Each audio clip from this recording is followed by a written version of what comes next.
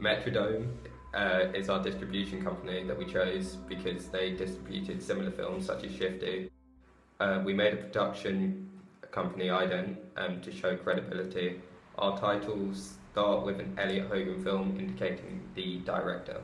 As realism is essential for the way we approach the thriller genre, our mise-en-scène is a high street with ambient sound of traffic, as two of our central characters, including the girl who becomes the victim, walk into shot. Mid-shots allow the audience to see their friendly appearances, smiling faces, coding them as sympathetic, so they are positioned constructively by the audience. Mid-shots of the young Waitrose shop assistant develop the narrative, and the name title identifies the actor.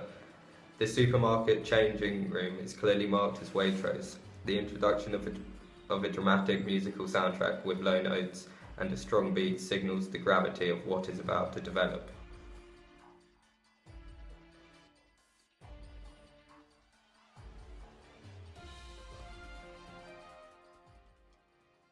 On the news tonight. The news broadcast jingle is a sound code that introduces the backstory of the narrative, the plight of immigrant workers who turn to crime. It is laid over the shots of the protagonist Oles, the Ukrainian. Our casting of the news broadcast as a white female middle-class voice is intended to underline the immigrant outsider status. We time the broadcaster so that keywords are heard at the same time as visual codes are displayed. For example, crime is heard as a knife appears. The second voice is that of a street-wise man to give the view of the migrants. We use the opacity tool to create the visual codes of the Ukrainians' jealous and troubled thoughts about the victim, the girl. The music quickens with sharp violin screams to signal Oles is near a breaking point.